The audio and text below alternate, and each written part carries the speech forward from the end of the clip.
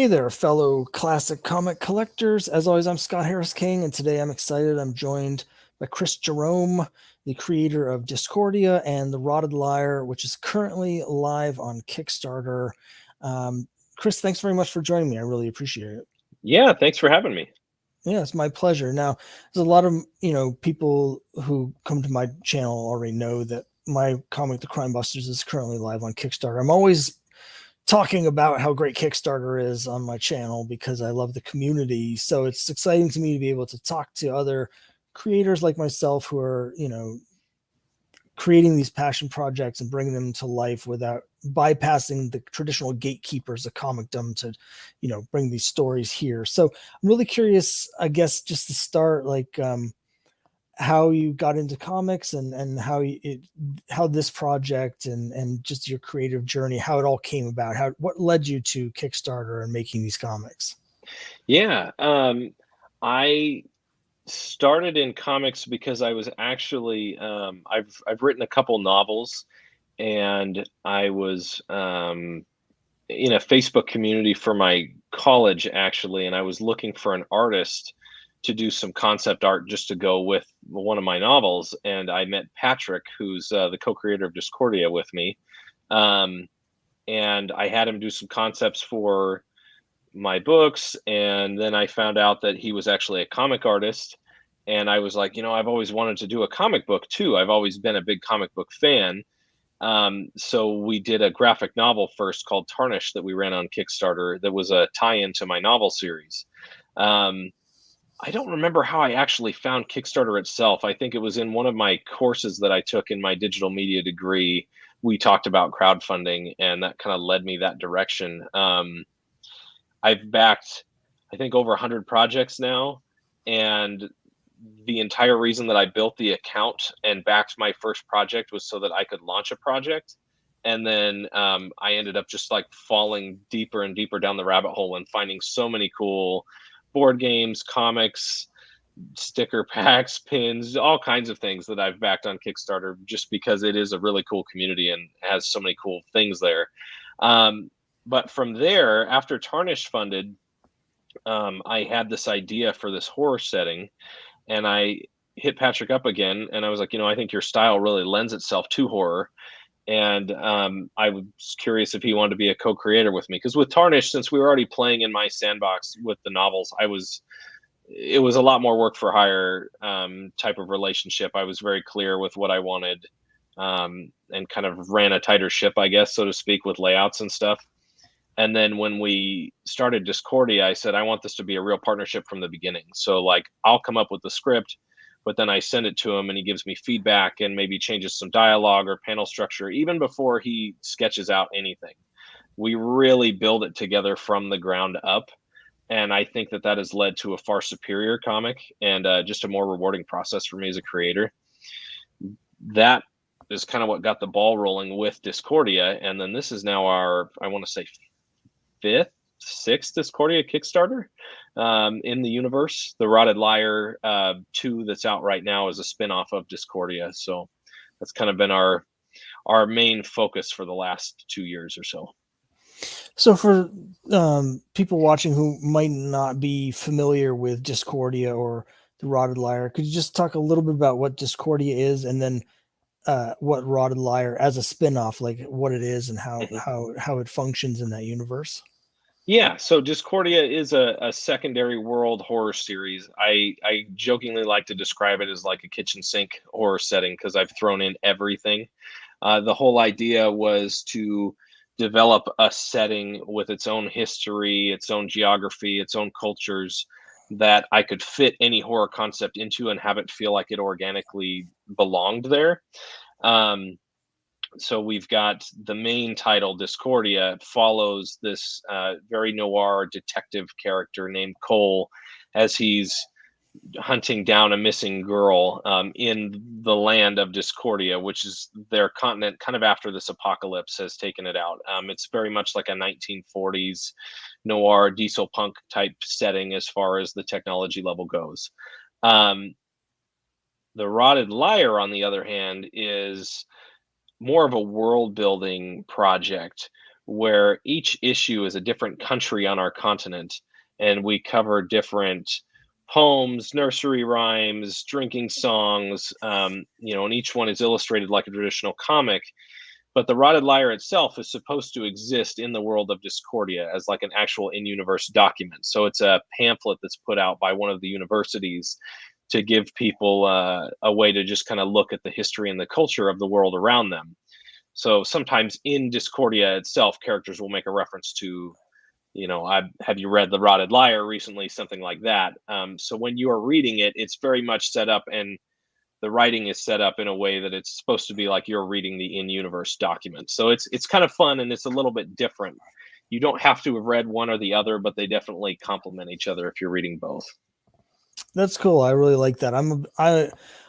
I get really into world building stuff. The back when I used to run D&D campaigns, it used to be I get so much into the world building that my NPCs would take over the game from the PCs. So I wasn't that good of a DM because I was too into my world and not enough into the players. I But get that though. yeah, so I really dig that. I mean, one of the reasons that I think some of the people that are familiar with my work may find yours interesting is um my series of Crime Busters is also detective stories with horror elements, but it's very different because mine is more like a Scooby-Doo. It's set in the 1950s. The horror elements are much lighter. They're just sort of again, it's like a lot like Scooby-Doo, although Mhm. the twist for me is that show used to drive me crazy because it was always a guy in a rubber mask. It was never actually a monster. Right. So in my series of Crime Busters, it's actually a monster. So I feel like there's like something going on in the zeitgeist because there's a number of really cool projects on Kickstarter that have to do with sort of detectives investigating supernatural mysteries, and I always love it when I find another book like that because it's obviously the sort of thing that I dig myself. Yeah, and that's like a subgenre of horror that I obviously really like since I'm playing around in it. I like to call it like investigative horror, where sometimes the scares and the horror actually come from our protagonist finding out more, and as they uncover more of the mystery is when it actually gets scarier. It's not just the monster popping up, but actually uncovering the clues and the mystery is what lends to some of the horror elements. And so I think that's a lot of fun when your central mystery is scary itself, and solving the mystery is almost scarier than leaving it alone. Yeah, that's a great way to put that. I as a creator myself, I have questions about your creative process. So I really Okay. wanted to talk a little bit more about. Um, you mentioned, with Discordia in general, you're working with your artist and you have sort of a feedback. Um, Now with the Rotted Lyre, correct me if I'm wrong because I might be wrong. It's kind of like a bit of an anthology. There's like different Mhm. stories. Now, do you have other artists that are working with you, like multiple artists, or um, do you just have the one artist who's your co-creator that does all of that with a lot of Rotted Lyre as well? So yeah, the Rotted Lyre is a little bit different. Patrick still does the frame narrative. So for each issue, we see like the professor that's putting the Rotted Lyre out, and they're being stalked by this undead bard that we've named Bendelwin, and he's kind of the mascot of the series, so to speak. You can see him as the on the project image. He's Yeah, this and I'll show that skeletal while you're talking monster. here. Whoops. Yeah, and there's him on the cover of issue one on the horse. So Patrick does that frame narrative where we see where they're getting their information. This undead bard is kind of like the primary source, right, for the document. But the actual individual stories, each song, each story, each poem is a different artist. So I reach out to a bunch of people who's have a variety of styles that I think will kind of complement the series. Um, and yeah, I give them some freedom too. There's not as much back and forth on the scripting as there is with Patrick, and part of that has to do with Patrick and I being friends in real life at this point, and actually getting to know each other and living in the same state, and so we hang out somewhat frequently. But we haven't had any repeats yet. I mean, we're only on the second issue, but I try to do every single story in the Rotted Lyre has a different creative team, and so that lends itself to some really cool differences in the art styles, and kind of gives you this feel like it's different interpretations of the legends and the stories. So you don't necessarily know, are you seeing the actual one to one, this is what happened in the with this legend, or are you just seeing this artist interpretation? It gives me some flexibility, so that if we want to have some of these creatures show back up, if we want to change up a design or something, we can be like, well, that was the artist's interpretation, because it was passed down in a song or something. But yeah, lots of differences in the styles, especially on this one, and I think it's I don't know, it's really cool for me to see each artist send their pages back and have each story have its own unique feel is a lot of fun. Yeah, as you've been talking, I've been sort of scrolling through so people can see the different artists. It's really interesting. I haven't done it myself yet, but I have been thinking about doing an anthology for just that reason, to bring in the different artists, the different interpretations, and um again, not to bring it back to process too much, but I just find it fascinating. So for instance, I have my main series is the Crime Busters. I also have a spin-off series called Cthulhu versus Uncle Sam. And when I did Cthulhu versus Uncle Sam with my artist, it was a work for hire situation, but we worked kind of Marvel method. I basically did a plot breakdown where I broke down every 2-page spread plot wise, but I didn't give him any dialogue or any panel breakdown. I sent him the plot and we went over it in a Zoom call to talk about, what he was thinking, what I was thinking. And then I kind of he just went off and drew it. And then he came back to me with like the thumbnails, but I let him sort of pace out the action within those parameters. And then I wrote the dialogue based on the art that he sent back to me, kind of like Stanley used to do back in the 60s. Mm-hmm. So when you're working with your artist, like how much do you change the story? Like when you get the work back and you see what they've drawn, is there much rewriting that goes on, or I'm just curious, like the level of interaction that you have there. Yeah, that's a good question. So like with Patrick and I, like I said, we go back and forth at the script stage and hammer a lot of it out. But then when he actually starts drawing and inking it, things change. Sometimes he'll come up with a better layout. When I get the story back, sometimes I'll change some dialogue and stuff. That's usually the biggest thing that shifts is sometimes what depending on how the page ended up, I think, okay, it would actually be cooler if somebody said this here. um, some of my favorite lines that have popped up in Discordia, I think, actually came after the script was done, after the art was done, and I'm looking back over it right before I send it off for letters, and I'm like, right here there is a perfect beat for a line, and then the line just kind of comes because it seems to just match the art. So when I'm actually scripting, I go panel by panel and say what I think each thing should happen. But if we're in like a big action scene, like in Discordia issue 2, there's a shootout in a bar. And I will usually just say, hey, for these next 2 pages, go crazy. Shootout happens. I just want to make sure this major beat happens here. Like they shoot at the cat, but they don't hit the cat. And, it's left with one survivor that they're going to interrogate at the end. So keep that in mind. But otherwise, just do your thing. And that has worked out really well for us, where it'll come back and I'll be like, okay, this is way better than if I said, in this panel have this guy shoot, and then in this panel have this guy shoot.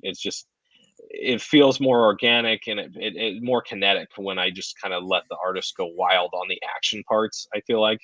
And then I go in and add the sound effects and the dialogue that's necessary from there. Yeah, I mean, I have similar feelings. Like the thing that I'm least interested in writing are the action sequences. Hmm. Sometimes there's specific things where like I need X to happen in the fight scene or whatever to set up something. But generally speaking, I kind of am like, and then there's a 3-page fight scene. and Exactly. Yep. let the artists go crazy with it. The only time that I really get detailed with my descriptions, what I'm really interested in, are like the emotional like beats.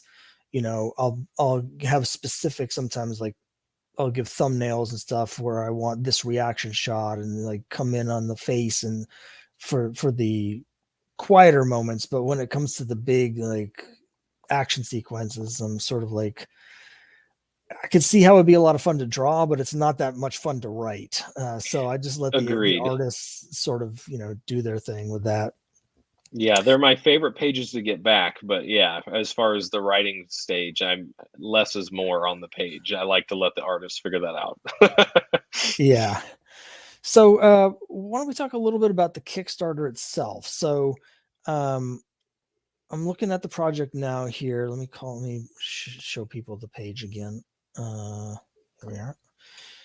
So we got the page here, and I can see at the time we're recording this, there's 16 days left. Looks like it runs until June 23rd. Now, I'm assuming with the rewards, even though this is for the Rotted Lyre, now you can, if people have not read Discordia, they can also get Discordia as some of the rewards. Is that right? Absolutely. So we've got two different catch-up levels. We've got one where you just get the first issue of the Rotted Lyre as well as issue 2 if this is all you're missing or all you're interested in.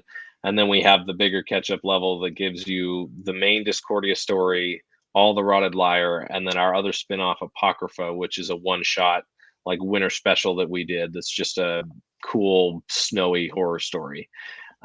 We also have everything available as an add-on. So if you've caught a couple before, or there's only a few that you're interested in, you can kind of do it a la carte a little bit and add some of the previous Discordia work as well. So yeah, with this campaign, you'll be able to get all 7, I want to say, Discordia related issues all at once. Okay. And I see you got some variant covers, which I love. I always do. I always go crazy with the variant covers. Oh yeah, they're so fun. Yeah. I'm an art. I mean, I'm a writer first and foremost, but I do draw the Crime Busters as well. At least I've drawn the first 4 issues. So I like to draw the variant covers. I love to do homage covers. I see you have a couple different versions here. I'm just curious about the variant cover artists and what kind of options you have with the variant covers. Are there different like print runs? Like are some Kickstarter exclusive? Are they sort of just pick which one you like, or how does that work? Well, right now for this one, it's pick which one you like. We've done some others in the past where we had like sketch covers available. I've done a lot larger number of variants than this campaign. The last campaign had a foil cover available. For the Rotted Lyre, I kind of still keep it small because I know it's a little bit more of a niche comic. The main Discordia comic is a little more palatable, I guess, because it's a straightforward narrative. So I'm still not trying to expand the Rotted Lyre too quickly before it kind of stands on its own. So right now we just have the standard cover, which is by Patrick. I always like to make sure that the interior artist has at least one of the covers. And then Francesco Tomaselli is the variant. And I went with him specifically because I'm a fan of another indie Kickstarter, Black Jackets, of which he's the main series artist. So I really like to pick artists, variant cover artists, not just people that I think will do a good cover, but people whose work I just like, because it's cool for me to kind of nerd out and be like, hey, I have a piece of artwork from this person. So that's where this specific cover came from. All right, and there's another reward I wanted to ask about because it looks interesting, and that is the Historian World Anvil. So could you just explain what that is about? Yeah, so I think you'll appreciate it as someone that used to be a DM. World Anvil is a world building platform that dungeon masters and novelists and people use. It's like a really powerful wiki, but it has other functions like timelines. You can have whiteboards with like Post-its on it, interactive maps, which I have a screenshot of there. So backing at this level gives you access to this knowledge base that I have. That's kind of like the series Bible for Discordia that I share with other creators, because I'm going to be working with some other people to write in this universe as well. And so it helps me keep my information straight and all my thoughts in order, but then it'll also allow us to have consistency with other people. I don't have to answer a million questions and then have to try to rack my brain for, wait, well, what did we call that item, or whatever the case may be. We can look up the article that I put in the World Anvil. So with the Rotted Lyre, I did this on the previous Rotted Lyre campaign as well. We make a limited amount of spots available for fans, so you have access. You can read all the articles. World Anvil is cool because it lets me make permission settings. So there's a creator permission. They can see a little bit more, of course, because I don't want spoilers to just be out there for fans. But if you back at that level, it will actually give you access so that you can kind of look through our private wiki that we use to keep this big universe safe. And in the screenshot there, you'll see the map of our continent, our main setting, Odessa, and there's pins on it for each issue. So any story that takes place, I drop the pin on the map and it'll tell you where that location is. So you can kind of keep it straight where all the characters have traveled or what monster stalks a certain region. And it's really cool because the map is super high resolution, so you can zoom way in and see all the details. And it's I don't know, it's a really neat platform that I stumbled across while playing Dungeons and Dragons, and my DM was using this to keep her world straight. And I was like, gosh, this would help me a lot. So that I made an account and did it myself. And it's, I don't know, it's been a lot of fun and very helpful. That's cool. I'm not familiar with that, but I love the idea. I've been a little more old school, I guess, with some of the stuff like this that I've been doing, because I actually, on my campaigns, I do trading cards of the characters for every campaign. I'll have That's like cool. And on the back of the trading card, there'll be like details about their history and stuff that's not actually in the comics yet. So if you collect the trading cards, you can get like all the background and stuff like that. But this is really neat. I'm gonna have to, once we get done here, I'm gonna have to check that out because that could be really useful. Yeah, it's very cool. It's very cool. I haven't built out my world for my novels yet in there, but I'm planning to do that as well to keep that straight. And because it's been a big help for Discordia, and I've caught myself in the scripting phase making some errors, with continuity, that I go back and double check myself in the World Anvil. I'm like, oh, thank God that I had this in here, because otherwise, I don't want to have to reread every comic every time I write the next one. So it's nice to be able to just look up real quick, okay, what year did this happen? Because somebody's talking about however many years ago this happened to me. I got to look it up real quick. That kind of stuff is helpful. Yeah, that sounds like it could help me quite a bit too. Yeah, it's a cool platform. All right, great. So, before we wrap up here, is there anything else that you want to say, about your project, or about the Kickstarter, or anything you want to, let the viewers and backers know? I'm always open to feedback. I really like fan engagement. I've got some people that have asked a couple times that they want to get some patches. So it's a little late for me to come up with that right now, but that's something I'm going to look into for the next Discordia Kickstarter. I really like to hear from people, know their thoughts on the story, and what they think we should do going forward. Like, I don't know. It's one of the things I like about being indie is that you're approachable. We're small enough that we can have that fan interaction and actually, pivot if need be, because that's what people want. So definitely reach out, leave us a comment, send me a DM, anything like that, if you've got any thoughts or comments on the series so far or the Kickstarter, and I'm happy to talk. Okay, great. And anyone watching this, the links will be right down in the description below. You can check out the Rotted Lyre, currently live on Kickstarter. You can also check out my project, The Crime Busters, also currently live on Kickstarter. Thanks very much for joining me. I really appreciate it. Thanks.